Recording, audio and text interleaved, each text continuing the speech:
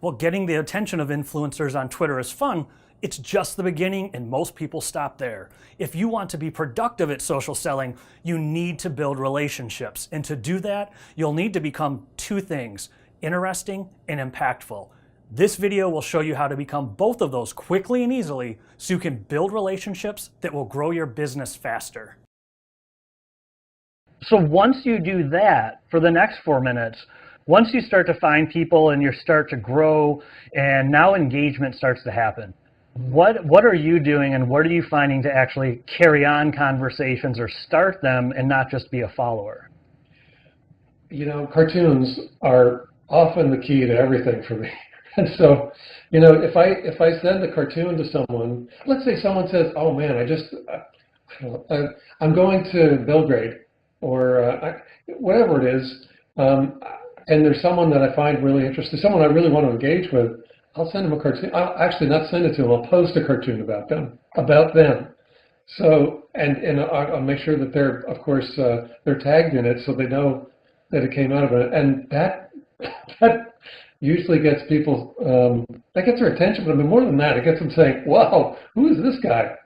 And that's how, you know, that's how it happens.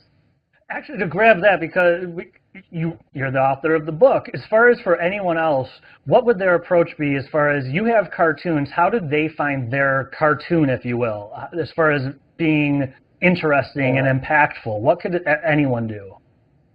Well, you know, look, cartoons are they're a form of content, and they're a very popular form of content. That's great. And the fact that I'm the author of it, or the artist, really great. I mean, you're hearing from the artist. How do you beat that, right? But I've had people do this with me. They'll say, actually, it's really easy to, you just reference some of the things that they're doing. If someone, and I hear from people all the time who've read my book. I mean, more and more people now.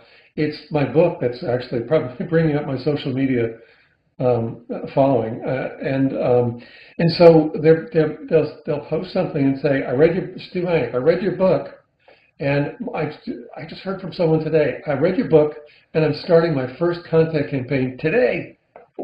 I've got to get in touch with them because that's just too exciting. What are you doing? You know? Tell me about this.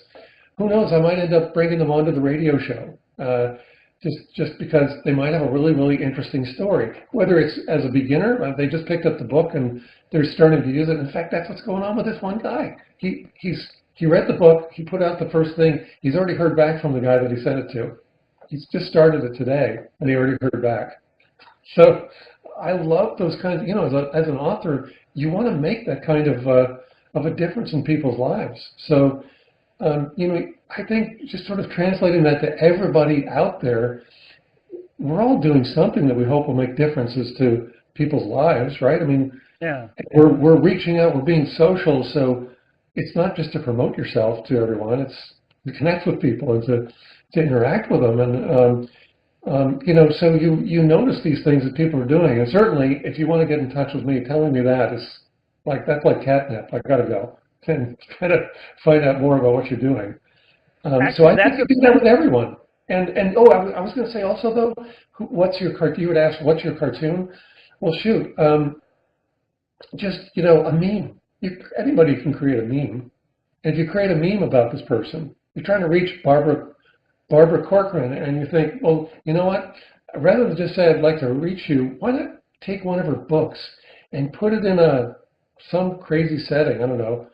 No, I was going to say, I don't know why a swimming pool is coming to mind. Wherever you want to, in the bushes or wherever you want to put it. And a friend of mine put her book Barbara's book in her pink refrigerator, which is actually her bookshelf.